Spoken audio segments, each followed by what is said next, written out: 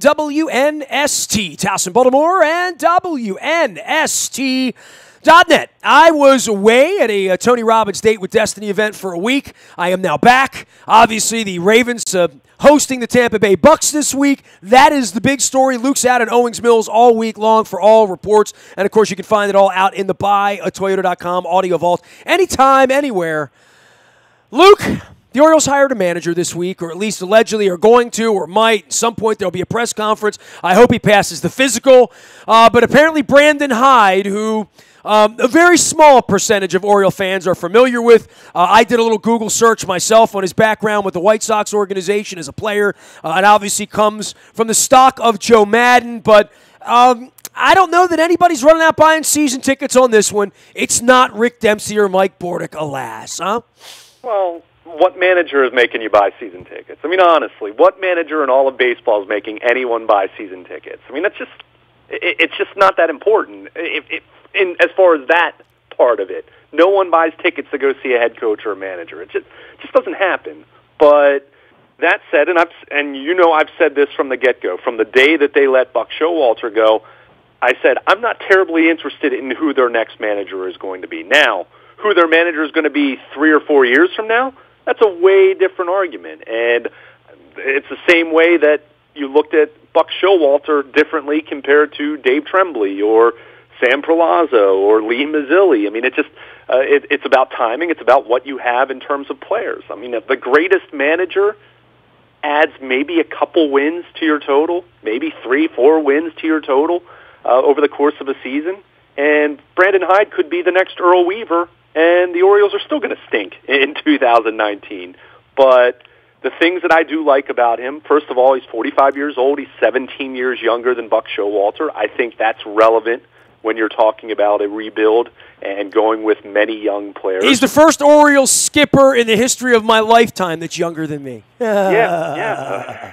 So, how about that? Right. He comes from the Cubs organization, which with Theo Epstein, with Joe Madden, certainly an analytics-minded place, and he served in a variety of roles there, from minor league coach and manager to minor league field coordinator, director of player development, bench coach at the major league level, first base coach at the major league level. So this is a well-rounded individual. This is not just a baseball lifer kind of coach who coached first base at single A for a while and then coached third base at Triple A, and then was, he's worn a lot of hats in the Cubs organization and in the Marlins organization before that. So do I think at first glance, does he jump off the page more so than the other 5 reported individuals that the Orioles interviewed?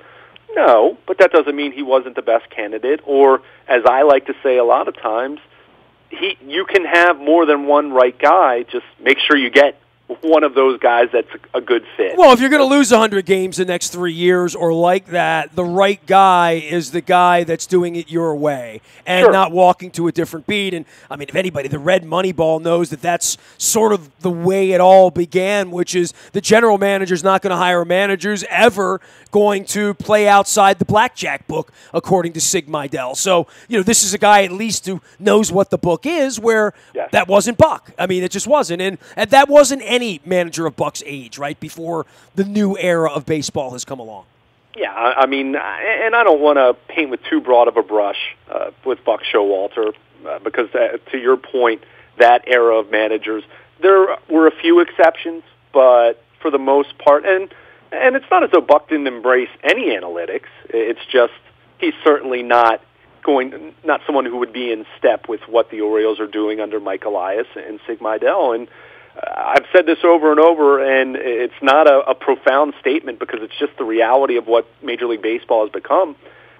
The field manager, while certainly someone that's out in front of the media more so than the general manager in most instances, he's considered middle management in this day and age. It's no longer viewed as some kind of power struggle between the general manager and the manager, as we've seen in many instances, and as we saw to some strange degree here in Baltimore with Buck Showalter and Dan Duquette. Yeah, they're all reading from the same Bible, sort of, kind of, right? Exactly. I mean, the manager is hired to carry out the vision of the front office. I mean, that's really what this has become. Now, there's still certainly the human side to this, and this is what you want to make sure that Brandon Hyde is good at doing. And based on just doing some reading and different reports, people sniffing around, talking to minor league coaches who worked with him, and people in the Cubs organization, people in the Marlins organization, he's well regarded as a good communicator. So certainly he has a well-rounded resume in terms of doing different things in terms of player development,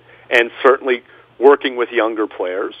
And he is regarded as a good communicator. So, I mean, that's what you want. I mean, this is a caretaker kind of job. This is not a squeeze 4 extra wins out of the 2019 Orioles kind of objective. It's much more a case of be a good communicator, manage your players effectively, manage their personalities, understand when to put an arm around a guy as opposed to kick him in the tail, because there's going to be a lot of those types of situations over the next couple of years, because they're going to do a lot of losing, even if everything goes well on the holistic front as far as building this entire organization. In the short term, there's going to be a lot of pain. So you want someone who understands that, someone who is going to be able to massage that with players and understand how to manage them. Be good tactically. Certainly that's still part of it. It's not as though the 25 players and the coaching staff that's going to be in Baltimore next year is going to be deliberately losing on purpose. They're going to be trying to win. It's just they're not going to have the means to do that very often, as we saw this past season. So from that standpoint, you hope Brandon Hyde is a good fit. He can relate to players. He's young enough. He's not the youngest manager in baseball, but he's on the younger side compared to what you typically have viewed managers as being in the past.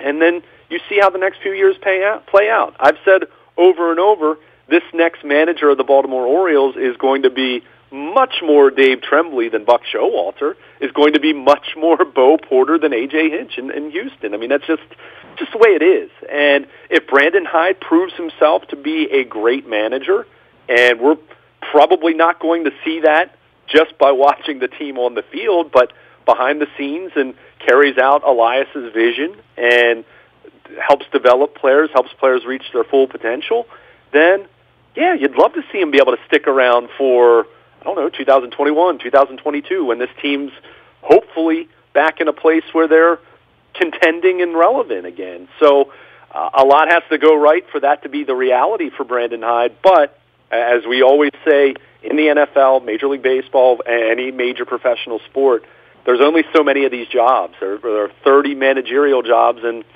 in any given off season, there's 4 or 5, maybe 6 openings.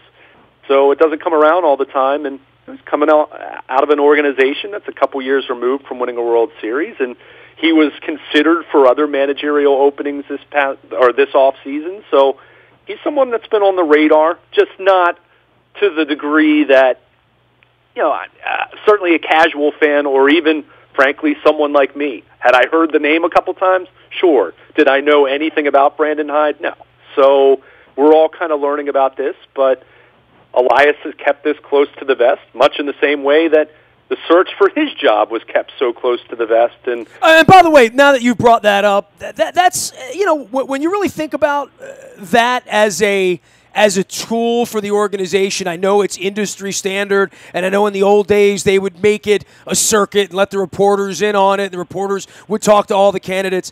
They're doing themselves a disservice by making everything state secret, because it's not stoking what they need, which is a 365 sport. Even when they're in last place, they can't go off the news and still be relevant around here in a week when Joe Flacco and Lamar Jackson. And I mean, I'm just being honest. I mean, they don't need to market their product because the kids who own the thing were born on third base and have $1 billion, and they're making a lot of money. I mean, they're making millions and millions of dollars off the team no matter what they do, so they don't need to do that. But if they really wanted to grow their fan base, they wouldn't hire completely anonymous individuals without at least having fans in on the soap opera. This is part of the soap opera. This is all you do in the off season, and they conduct it as though it's like Soviet intelligence. And well, maybe like we used to conduct Soviet intelligence. Maybe I got that wrong, but yeah, I find that to be, it's just not fun. What else, I mean, I'm a baseball fan because it's going to be fun. I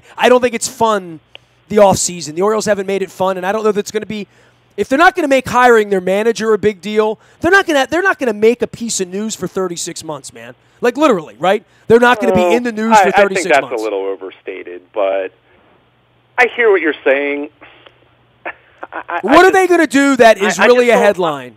The draft in June? So you're basically saying you wanted them to hire a name. I mean, that's really what you're saying then. No, I just think that going into the closet and coming out of the closet 10 days later with a name that nobody's heard of is not productive from a marketing standpoint. How about that? Okay, I mean, if you want to go hire Joe Girardi, that's fine. No one's buying tickets to go see Joe Girardi manage baseball. And Joe Girardi's not taking this job. So I know that, but you're implying that because they hired someone that's not a name, it's not... No. I'm implying that 10 days ago, if they would have said to someone like Dan Connolly, who's benign, here are 8 names, or to Ken Rosenthal, here are 8 names. Here are 8 names. At least... you and I are on the radio talking about the 8 names and trying to figure out who the hell these guys are. Because if the Ravens fire Harbaugh 2 weeks from now, if they slobber on themselves on Sunday and Lamar kicks the ball around and Tucker misses a field goal and somehow they blow a punt coverage and somehow Eric Weddle falls down and somehow, whatever happens and they lose and Harbaugh gets fired 2 weeks from now, the hiring of the Ravens head coach is going to be a story. You and I are going to be updating. Just like any other town where the NFL is king and Major League Baseball is not king. I mean, I hear you.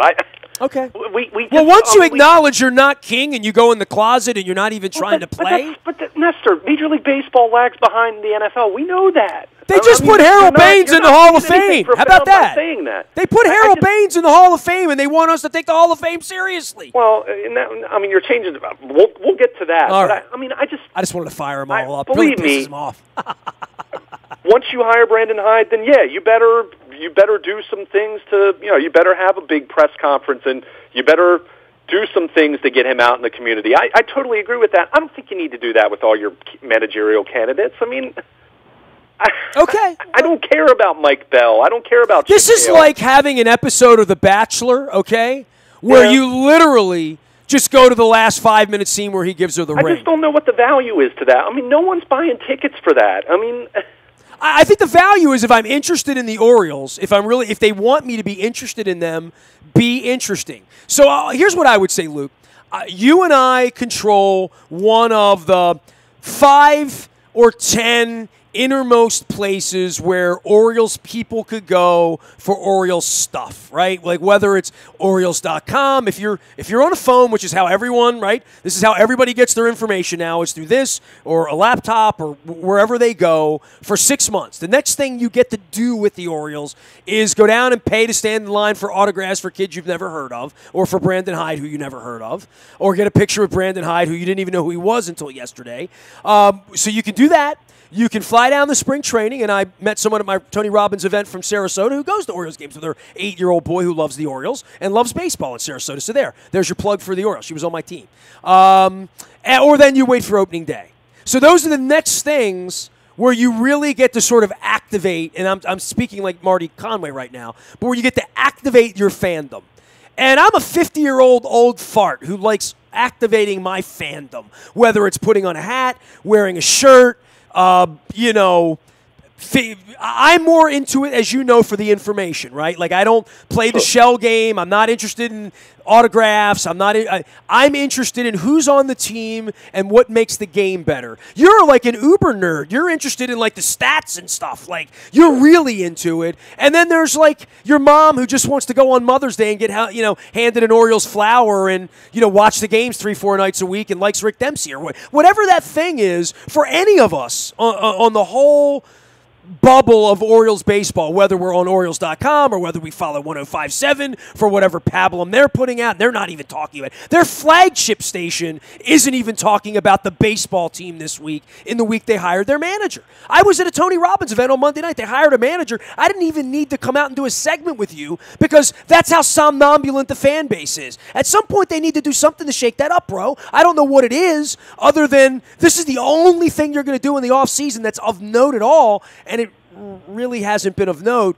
because, like, right now, you and I are going to talk about it, and you honestly, be honest with our audience, Luke, be honest with yourself. You're more interested in talking about Harold Baines getting in the Hall of Fame than you are about the Orioles manager because you know a lot more about Harold Baines than you know about the Orioles manager, and the Harold Baines thing is upstaged their manager press conference. I don't know that the fan base is going to watch the press conference all that much. I mean, it hasn't even happened yet. I mean, I don't think there's anything they could do here where you would compliment them on. I mean, believe me, many of your criticisms I completely agree with. I'm complimenting the hiring of the manager. What I'm missing is yet, I went away for a week and they had the baseball winter meetings where they were going to make no news at all other than the hiring of the manager, and the hiring of the manager happened as the last minute of the episode. I wanted The Bachelor. I want a soap opera. I do. We all do. Americans do. That's what we follow. That's what the orange guy running the country is. It's a soap opera. So for the Orioles, there's been no soap opera at all. It's just been, here's our general manager. Here's our manager. And then there's hold on. Then there's our carnival. And here we are at spring training. And it's February, and meanwhile, lots of stuff has happened in lots of other places to stimulate my desire to wear a hat, put a shirt on, think about the Orioles, go to their website, or stimulate you and I, who own a media company in Baltimore, to talk about them in some capacity to make them newsworthy or interesting. Go on a date. Like, give me an episode of The Bachelor. That's what I follow, and I think it's what the world follows. So they'll get what they want, which is everybody comes back on opening day, I guess, right? They just want us to go away for 5 or 6 months and maybe watch, Navy play on Masson on a Saturday afternoon against William and Mary or something. I don't know, but that's the part of it that I really have a difference of opinion with you about, being a 50-year-old guy who has watched them hire a dozen managers. And every time they've hired a manager, it's always been really interesting to me. Who they got, who they didn't get, who they're interested in, who finished in second place, all of that. And they don't want me to know any of that, which makes it Soviet, which makes me less interested in it. And it's going to make us less likely. Who am I calling right now to talk about Brandon Hyde who can give me 20 good minutes on Brandon Hyde? Anyone in the Chicago media, I would assume. Okay. I don't know. I don't even know what you mean by a soap opera. I want to get to know Brandon Hyde. I want to know what he's about. Okay, but he hasn't been hired yet. I wanted to get to know who was second place. You didn't think the Jason Garrett thing was delicious here? 11 years later? Really? Oh, wow. And that's you don't like that. That's the difference between you and me. Let me be clear about okay. that. When I say not really, I'm being a little facetious, but 2008, before I was in the media, Nestor, I followed the Orioles or the Ravens religiously. I had season tickets with my best friend going back to high school or back to elementary school, actually. But I wasn't. I don't know. To me, it was much more a case of who's their guy going to be. It looked like it was going to be Jason Garrett, so that was interesting. I don't think the Ravens like that soap opera. They got left looking with their pants down. Let's be honest. Now it worked out. But I don't think Bobby Valentine left the warehouse laughing, and Joe Girardi, just smirked and said, no, thank you. All that happens in the framework of this. It does make it more interesting. The NFL doesn't need it. The Orioles need it. I'm not being mean. The Orioles need me to care about them as much as they don't think they do, and they think I'm an a-hole, and they think they don't. They need me and people like me to begin to care. And until that happens, they're just operating in this blissful place of having a lot of money roll out of bed from Masson and whatever their national TV deal is. But if they don't like the optics of 4,200 people in the ballpark, they should be working every day to make me interested and to care about them. Because every day on the poll of where I was in 1973 when I wanted to meet Rich Coggins and get Al Bumbry's, I almost said Steve Bumbry. That would really offend Al. Al Bumbry's autograph. Where I've been on my 45-year continuum is every year I care less. Every year Baltimore cares less. That's a fact. And every part of that bears out, and they just hired a manager who's not Buck Showalter, who's not Earl Weaver. I get all of that, but they need me to care about Brandon Hyde. I need to really like him and be into him and dig him because they're not going to have a whole lot more to sell me. He's going to be the guy before the games. He's going to be the guy after the games. He's going to be the press conference guy. He's going to be the face of the team for now. I need to. The search was important to me as a fan, and they took that away from me and said, here he is. Okay, fair enough. So here he is. Let's go. And they'll have a press conference in the Orange Hookah Lounge, and we'll go back to caring about whether Lamar Jackson or Joe Flacco is going to beat San Diego next week. I'm going to continue to call him San Diego. How about that? I just don't. First of all, reports had come out, Manny Acta, Mike Bell, Pedro Griffo, Chip Hale, Mike Redmond. Did you really? I just don't I just don't understand what you even mean by so. What? Okay, if you're resigned, we could stop the argument going to Harold Baines because I want to do that anyway. No, but if you're resigned to the fact that everything you're saying about Brandon Hyde, I don't need to hear. I don't need to see press conferences for every managerial If you think candidate. the search wasn't interesting, then we just have a difference right there, and we can move on. I wanted the search to be interesting. I didn't think it was. I'm not saying it was interesting. Hire the right guy. Okay. No one cares about any of these names. Well, that's a good point. Do you really think any Orioles fans at all really, truly cared that they interviewed Manny Acta? All right. Well, let's get to some names that we do care about. All right. Fair enough. Fair enough. Mike Messina. Kurt Schilling, Bobby Grich, Edgar Martinez, Harold Baines. Dude, we're at a point where 10 years ago we couldn't get Jim Rice in for crying out loud. You know what I mean? Yeah. Everything about this is really itchy to me, but the Hall of Fame is itchy, and I saw the Deadspin piece, and I'm going to get that cat on because I am interested in talking about the Hall of Fame and its value at this point, that it's already so damaged. It's like the Orioles Hall of Fame, right? Like, the Orioles Hall of Fame is a joke. Like, it just is. It's not a Hall of Fame. It's a hall of who will come back and have a luncheon, and we can doff our cap, who's still breathing, who was a really good guy, and who's still a good guy as he's 45 or 50. We'll bring him back. We'll put him in the Hall of Fame. We'll have a luncheon, and Pat will come. And we'll come and make Nestor feel like he doesn't belong. So the Baseball Hall of Fame, however, we knew this was going to be a problem 10 years ago, right? We knew the Bonzes and the A-Rods, the Sammy Sosas, the McGuires, the Hall of Shame, whomever you put in that shameful Giambi, wherever, Pettit, Clemens, whoever you want to put in that basket. And then there's the clean guys, McGriff, Ripken, who we don't know that any of these guys are clean, and I'm dubious on all of them, quite frankly, because I was around it all. If you asked me to bet my life and the life of my wife that Cal Ripken never used steroids, I would not do that. I just would not do that for any of these guys. So that thing is now broken now that we've let Pudge and some other kind of obvious offenders in my view. Now it's Katie bar the door, right? Like, I don't – and the Pete Rose thing still stands out as, like, laughable, like absolutely laughable that Pete Rose isn't in the Hall of Fame. Is it, though? He bet on baseball. If we're going to keep steroid users out, then I think Pete Rose we didn't keep steroid users out. We kept some steroid users out. Well, but I'm saying the line that's been drawn, whether that line is in the correct place or not. Well, they used to always say it was about the numbers, right? Ty Cobb. It's about the numbers. It's about the numbers. That's baseball. It's about the numbers. That's what I would always hear. 500, 3,000 strikeouts. It's about the numbers. Then it stopped being about the numbers. Then it was about, well, you got to have integrity. 4,200 hits. He never bet on or against a hit. He had 4,200 hits, but he's kind of a scumbag, and he broke the cardinal rule, which is the Joe Jackson rule, which in football is the Karras rule, I guess.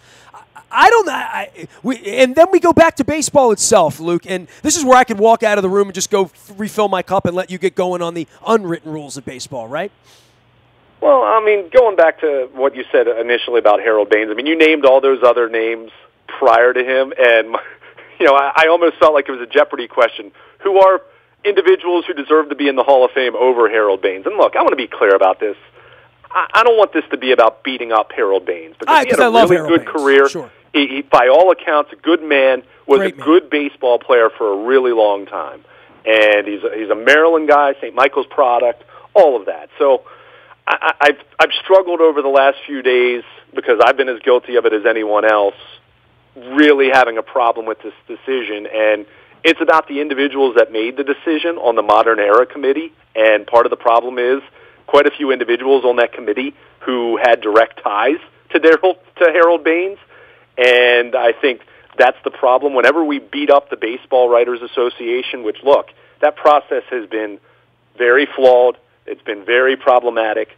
The baseball writers are not at all end-all, be-all, omnipresent, omniscient, all-knowing individuals that should have the 100% say on the Hall of Fame. But more often than not, if you look back at some of the Veterans Committee decisions going all the way back to the 1950s, so we're talking going back decades, there have been some really lousy decisions of individuals put in the Hall of Fame. And for me, well, Rizzuto was, I mean, I remember that was just famously all about a couple of guys, you know, making a case for someone that for 30 years, most of the, the Illuminati, you know, believed that he didn't belong in, right?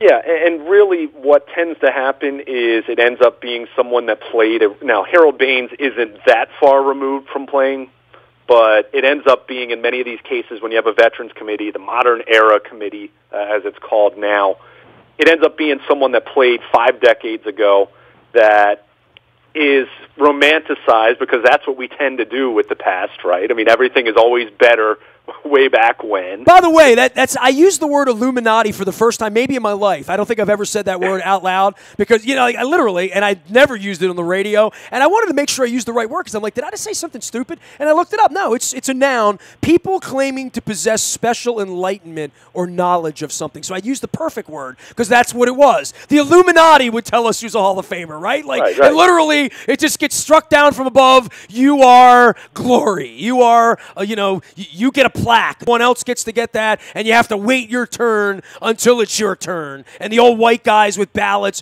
who rode on the train with Babe Ruth would allow Lou Brock to get into the Hall of Fame, you know? Right. That's just where it was. As a kid, that's the way I felt about it, right? Sure. But you end up looking back at so many of these committee types, not the baseball writers voting, and the baseball writers have gotten plenty wrong as well. I mean, I'm not implying that they. Hey, by the way, my cousin got into the Hall of Fame on the last day of the last year of the last ballot, and probably would not get in the modern era at all because people would look at his number, his offensive numbers, and say it's not a Hall of Famer because it's it's not in the modern era because he's a shortstop that didn't hit 500 home runs, right? So. My cousin sort of squeaked in. I mean, like every year it was a big disappointment that he did. It's Messina, literally, or Schilling, because Schilling's not going to get in. So, I mean, he's just not, right? I mean, he's not getting in. My cousin was very much like Schilling. Like, a lot of people believed he belonged in that era, people that had seen him run and what he did for an offense and how he stoked things and all of that stuff. But the fact that I have spent 35 years walking the earth in Chicago and airports, people seeing my last name and saying, Hall of Famer, they think of Aparicio as it's a Hall of Fame name. He's got a statue and all that stuff. Dude, it came real. He was a very, very borderline case, and in the modern era would not be in. Maybe not. Although you've started to see a swing over the last couple of years of defense being valued again. I mean, it really has. I mean, we talked about this with the Orioles in 2014, how good they were. But going back to Harold Baines, he had a good career. I want to be very clear about that. Yeah. But what about his profile, other than the fact that because he played 22 years, he ended up with 2,800 hits? I mean, it was 2,866 hits. So I get it that he is close to that 3,000 hit threshold. There isn't one year in his career that you wouldn't have preferred Edgar Martinez as your DH. And that's the thing. I mean, I guess the one saving grace for Harold Baines getting in is I think that's going to push Edgar Martinez over the hump, or it certainly should, because Edgar Martinez was maybe not twice the player, but probably 1.5 or 1.75 times the player that Harold Baines was. I'll let you off on this because I've been with Tony Robbins up till 3 o'clock in the morning. What they've done here in any of these cases is they have lowered the bar. And I don't think that anything ever good, that I have seen in my lifetime, that, I have to think long and hard about this, lowering the bar of a standard of excellence, once you begin to do that, I mean, you have you've had an earthquake underneath that you don't know about. You know what I mean? The magma is moving beneath you. You are standing on quicksand once you start lowering the bar, because what you just said is what they want to do. They want to have a Hall of Fame where 8 people come every year, right? And they fill the hills. That's what they're doing. They're lowering the bar. And that's it, and that's they're going to have Harold Baines in a Hall of Fame that Barry Bonds and Pete Rose aren't in. That's crazy. I mean, there you go. So. Right, but that said, this has happened for years and decades. There have been players who were not deserving that played in the 1890s, that played in the 1910s, the 19-teens, the 1920s, the 30s. Go back and you can find someone that was put on into the Hall of Fame by some committee who, someone played with the guy, someone, they knew the guy, and you go back and look at the numbers, and now with us having wins above replacement and adjusted OPS and different stats like that really account for how a player related, how good they were compared to the rest of their contemporaries. All you got to do is go to Baseball Reference and just put in the 5. All that, right, exactly. You will find so many candidates, Nestor, from every era that, frankly, don't belong. So it's not as though Harold Baines being elected to the Hall of Fame is the downfall of the Hall of Fame. The truth is, it's been very problematic for a long time. But the problem is, and I'm not even anti the idea of making it a little more inclusive, but let's include people that deserve to be in, like a Marvin Miller, like a Curt Flood, like a Lou Whitaker. Heck, I'll throw Bobby Grich out there as a former Oriole who's far more deserving of being a Hall of Famer than Harold Baines. I'm not anti-DH. I can honestly say to you, I haven't looked at Bobby Grich's stats in 15 years, but I'm going right now. I'm going right now. And I was a guy that the Trammell thing sort of opened some doors for me because and Trammell deserved to be in. By the way, that's the one name that this committee got right, because they put Trammell in, they put Jack Morrison, who I did not think was a Hall of Famer. But that's a name that's been debated for 20 years. Yeah, I'm looking at Bobby Grich right now. Bobby Grich isn't a Hall of Famer. I mean, he's not. And if you're going, I would jump on the table and act like a maniac, like I would on Harold Baines if they put Bobby Grich. But consider positional value. Look at the power numbers he put up for a second baseman. That matters compared to a first baseman. Yeah, well, you know what? He put it up in an era when Joe Morgan did it way better than he did it. Okay, my point is not so much that Bobby Grich absolutely 100% unequivocally belongs in the Hall of Fame, but if you're going to open the door wider for someone like Harold Baines, Bobby Grich absolutely deserves to be in the Hall of Fame. You know what's really weird, though? Bobby Grich was supposed to be a shortstop. Had he been a shortstop with these numbers in this era, he's a Hall of Famer, to your point. But what's the difference? That second base isn't an offensive. That's not considered an offense-driven position. So, if those numbers make him a Hall of Famer at shortstop, I contest that he should be a Hall of Famer at second base. But my point is, getting back to the greater point is, I'm all for being a little more inclusive, but let's try to right some wrongs of people that haven't been in that deserve to be in. At no point during his career did anyone that wasn't a complete homer of a White Sox fan, and I don't even know if I'd say any other team that he played for, because I don't think any Oakland A's fans at any point thought they were watching a Hall of Famer when Harold Baines came, was part of that lineup for playoff. I shot pool with Harold Baines, one night. I didn't think I was playing billiards with a Hall of Famer. I mean, like I said, unless you are a dyed-in-the-wool White Sox homer from the mid '80s, when Harold Baines was still a right fielder and was put up some, he had some really nice years. I loved Harold Baines. This guy made 6 All-Star teams, or 4 or 5 All-Star teams, 5 All-Star teams it was, but he never finished higher than 9th. And this is where I'm going to get beyond WAR and some of those numbers. He never finished higher than 9th in MVP voting.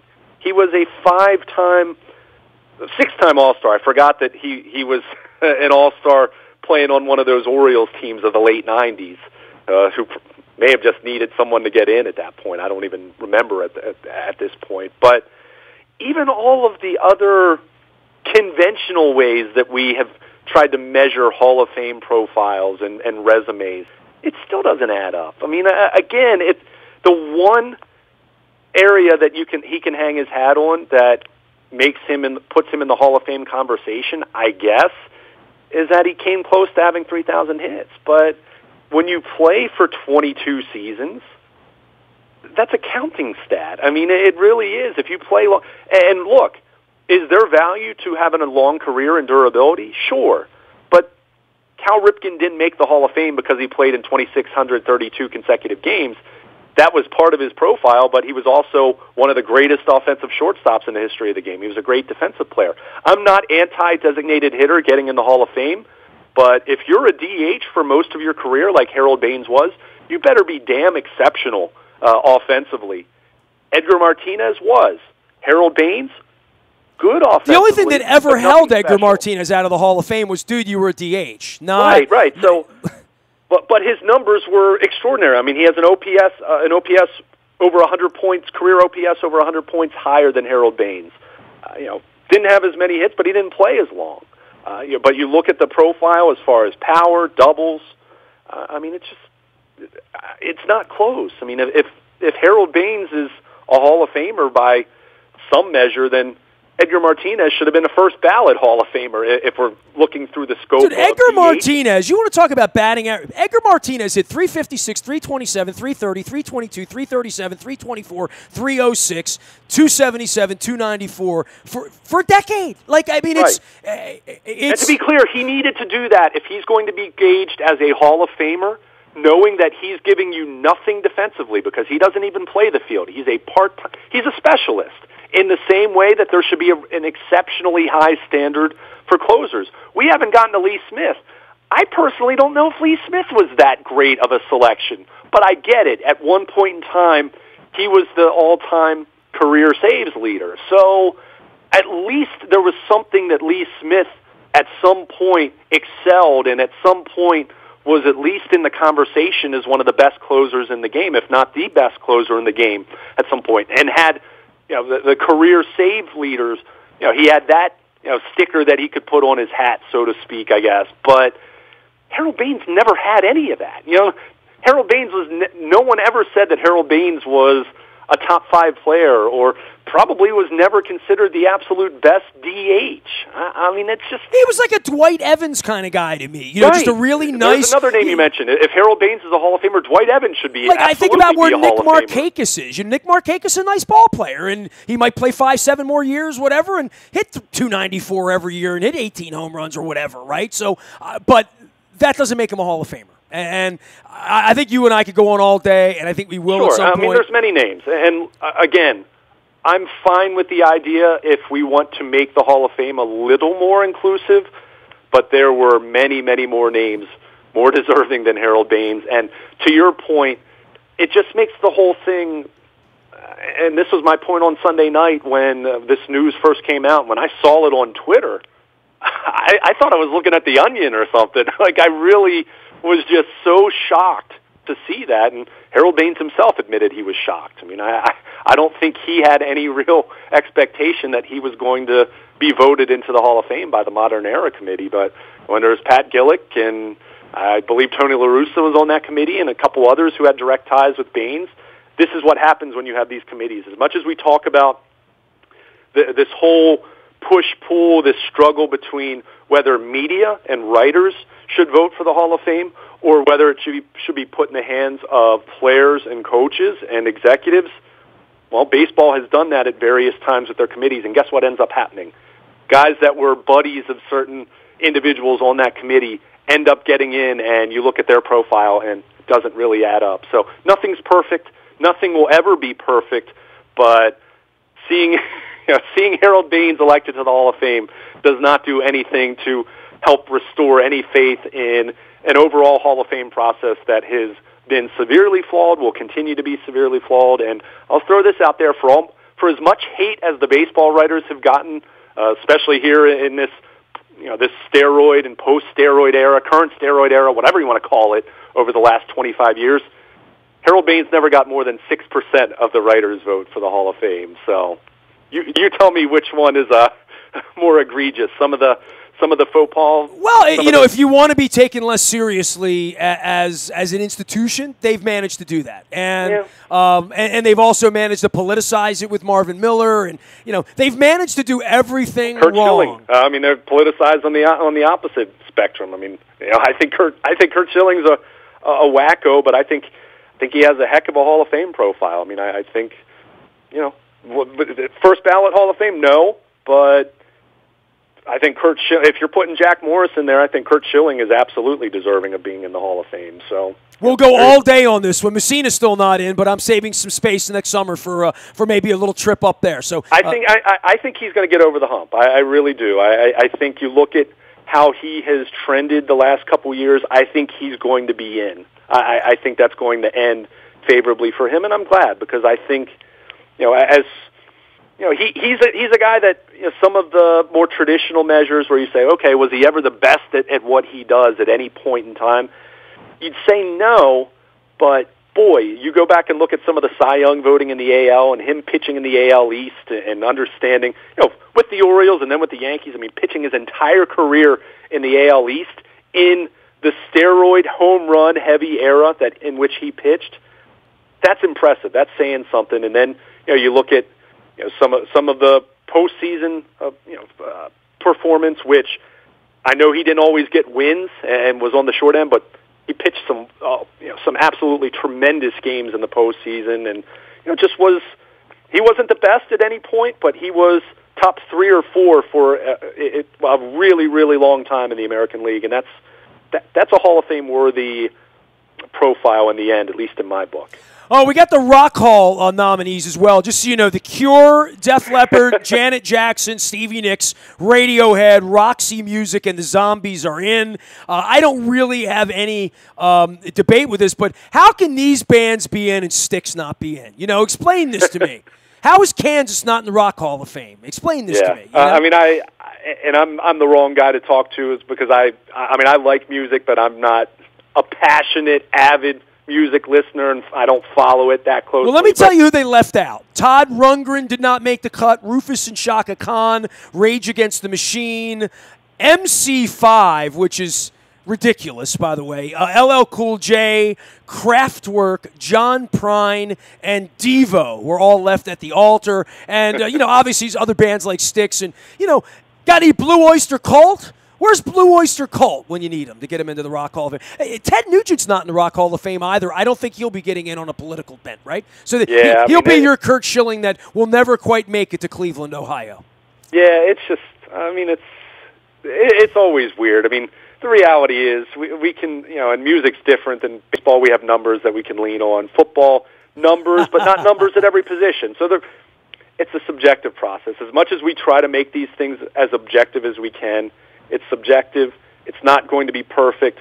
I think we can all enjoy those. They're museums. That's at the end of the day, the Hall of Fame is not a life or death thing. Like, look, as much as I ranted about Harold Baines for 10 minutes, Harold Baines being in the Hall of Fame does not diminish the quality of my life, and frankly doesn't diminish my baseball fandom, really, if I really strip it down to the bare bones of it. And he'll look great in a suit sweating in August on the hill. He'll look great. He'll play the role. Think about it. That was one of the great moments of his life. But again, if we're going to try to look at this thing with any shred of objectivity, I just don't see it. But so here are the Rock Hall snubs. I want to give rock and roll here. Go ahead. At the end of the day, finish up for me. Yeah, but at the end of the day, it's not a life-changing thing. These are museums. It is not. I saw someone make this comment on Twitter the other day, and I can't remember who it was, and I'd love to give them a shout-out, but they said it's the Hall of Fame. It's not getting into heaven or not. So, it's, that gave a little bit of levity, a little bit of perspective to what is always a spirited time of year. Anytime there's a Hall of Fame election reveal. All right, I found a top 20 not in the Rock and Roll Hall of Fame. You ready? Warren Zevon, Motorhead, and they'll get in. Nick Drake, Depeche Mode, Pat Benatar, New Order, not in the Rock and Roll Hall of Fame. The band Television, the Pixies, Iron Maiden, not in the Rock and Roll Hall of Fame. 9 Inch Nails, he just played recently down at the Anthem, not in the Rock and Roll Hall of Fame. So there's a whole list of, not in the Rock and Roll Hall of Fame. So you're going to have to make your not in the Baseball Hall of Fame list. And sounds like you got a case for Bobby Grich at some point. Sonic Youth, let me go through here. Brian Eno, Kate Bush, Bjork, T-Rex. I know I'm missing a few others here. There's a top 5 here too. They're making me click through all these. This is the clickbait on the Consequence of Sound. Oh yeah. The Smiths, John Coltrane, Joy Division, Whitney Houston. Imagine that. One Moment in Time. Oh, and the band Outkast. Also, I bet Outkast will be coming up soon. So there you have it. Rock and Roll Hall of Fame snub. Styx isn't even on that list, so they didn't like my era of rock and roll. Real rock and roll. The kind of rock and roll. Not like that real baseball they played back in the 50s and 60s before the DH and all that stuff, right? Right. Everybody's got an argument to make, right, Luke? Oh, no doubt. And I'll give you one that I feel more passionate about. Bobby Grich, I'm more borderline on. Let me just throw a name because it's another second baseman. Lou Whitaker. Go back and look at his numbers, longevity, WAR, everything about him, and tell me that compared to other second basemen that are in, that he doesn't deserve to be in that group. All right, so Sweet Lou is compared favorably on the internet to, because I went through all the favorable, Ryan Sandberg, Alan Trammell, Roberto Alomar, Joe Morgan, Buddy Bell. Buddy Bell is a great example of Harold Baines. Buddy Bell is Harold Baines. Really nice player, not a Hall of Famer. Joe Torre, who is a Hall of Famer. Ray Durham, Brian Downing, Barry Larkin, and Jimmy Rollins. J-Roll will be a Hall of Famer, won't he? I don't think so.